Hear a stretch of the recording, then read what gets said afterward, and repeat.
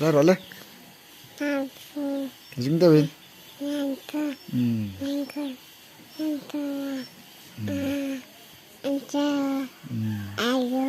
Cái gì là bên? Giỏi á. Ring tóc đồng. Ồ.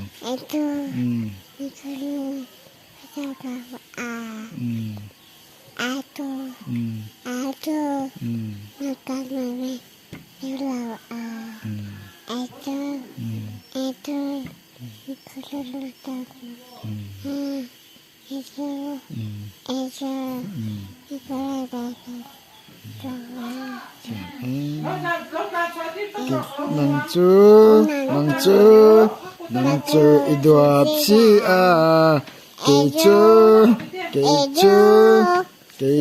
keduap si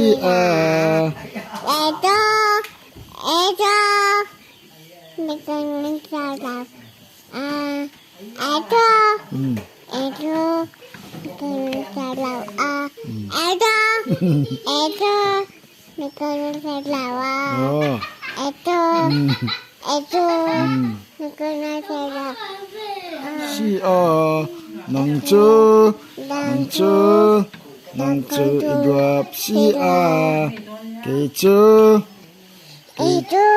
giỏi ring tao keju